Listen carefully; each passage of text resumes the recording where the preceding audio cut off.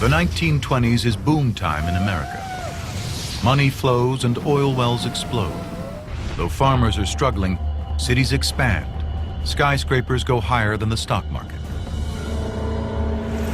Aspirations run wild for cars and suburban housing projects like Hollywoodland. By 1929, more money is spent on advertising than on education. We got a little carried away with consumerism and capitalism, and it bit us in the butt. The boom is built on credit. In 1929, $6 billion of goods are bought on credit. But 80% of Americans have no savings at all.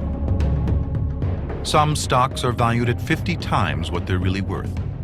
A giant bubble just ready to burst.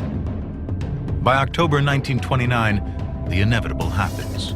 The stock market loses 12 times more money in 3 weeks than the US government uses in a year. The entire country could have gone down, and almost did, from an economic point of view. For a year after the stock market crash, America's economy teeters on the edge of the abyss. December 1930. The streets of New York are quiet. It's been a year since the stock market crash of 1929, but only 2% of the population owns stocks. The other 98% get on with their lives. Until today.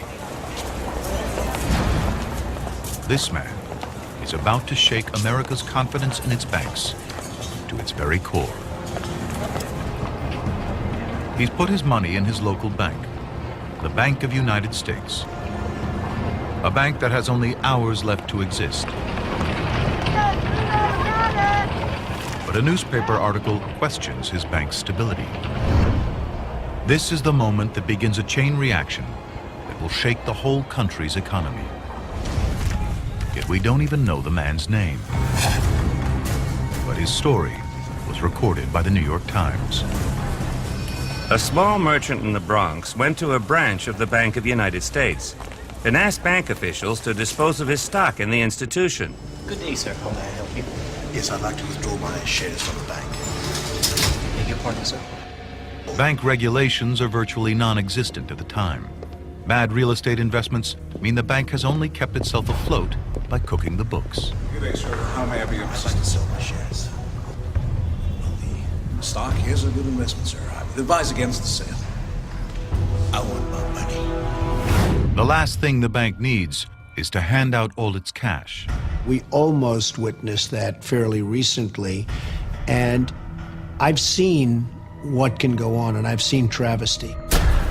He departed and apparently spread a false report that the bank had refused to sell his stock. By mid-afternoon, a considerable crowd had gathered outside the bank, estimated at between 20,000 and 25,000 persons.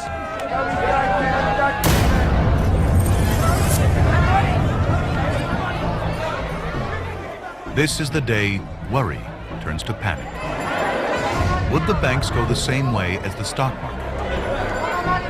Hysteria spreads like wildfire. $2 million are withdrawn from this branch alone.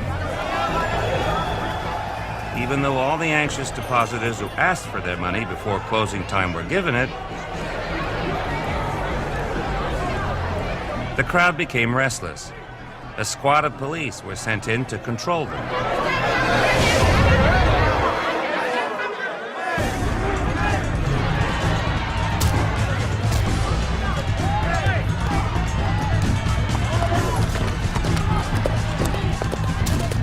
The trouble spreads to other branches. By the next morning, the Bank of United States has collapsed. Confidence in U.S. banks disintegrates. In the last 60 days of 1930, 600 banks shut. Banks close in wave after wave across the country. By 1933, there are 28 states without a single bank open. Unlike today, the federal government does not bail out the banks. Unemployment goes from 4 million in 1930 to 12 million in 1932. Every day, 1,000 homes are repossessed. 200,000 vagrant children wander the country. 34 million Americans have no source of income.